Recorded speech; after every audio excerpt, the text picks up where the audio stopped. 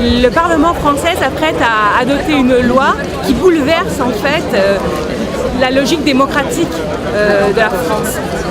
Avec la loi renseignement, il deviendra possible, il sera possible et légal pour les services de renseignement de recueillir parmi tous les Français, chez chaque particulier, une grande quantité de ce qu'on appelle des métadonnées informatiques. Ces métadonnées, elles sont censées déterminer ce qui serait un comportement habituel, puisque c'est le comportement de la grande masse des gens. Et du coup, grâce à ces informations sur ce qui est soi-disant la normalité, des algorithmes, donc là encore des équations, des machines, pas des êtres humains, vont essayer de déceler ce qui serait un comportement suspect. Cette loi donc ne se cache même pas, elle se cache même pas de cette idée que, elle ne peut même pas croire qu'elle ne va surveiller que des suspects ou que des personnes qui pourraient être engagées dans des activités terroristes. Elle dit ouvertement que pour que le système marche avec les algorithmes, il faut absolument une surveillance de chacune et chacun d'entre nous.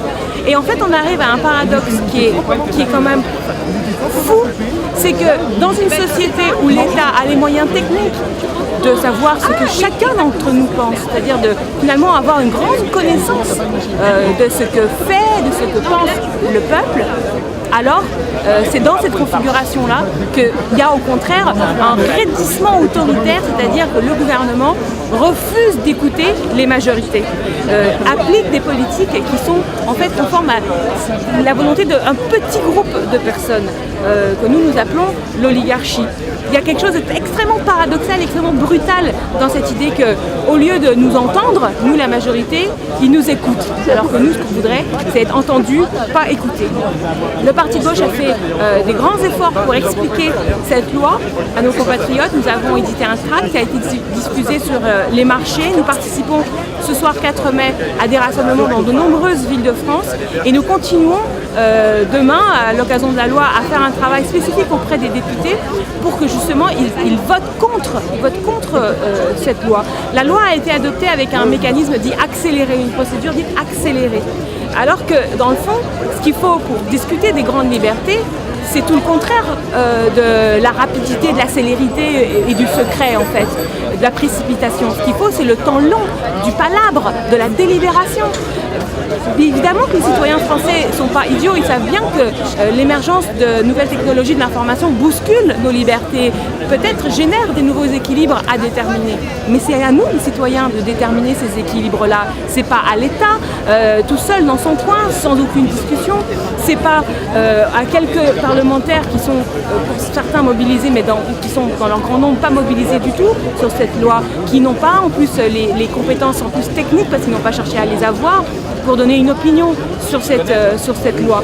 Il faudrait, c'est ce que demande le Parti de gauche, que la rediscussion des grandes libertés se fasse dans une assemblée constituante. C'est nous, le peuple, qui devons discuter de savoir si oui, il faut par exemple la neutralité du web. La neutralité du web, c'est un principe qui veut que les opérateurs de réseau ne doivent pas discriminer entre les utilisateurs en fonction de leurs revenus, en donnant une meilleure couverture, un meilleur réseau à ceux qui ont plus d'argent et des qualités inférieures de communication à ceux qui auraient moins de revenus. La neutralité du web implique qu'on est tous traités pareil en tant qu'utilisateurs. Mais ce principe-là, qui est écrit nulle part dans la législation française, peut-être qu'elle pourrait devenir un principe constituant dans le cadre d'une assemblée constituante pour la 6e République. Nous, le Parti de gauche, nous sommes pour ouvrir très largement cette grande discussion sur nos libertés qui est passionnante, qui nous concerne tous.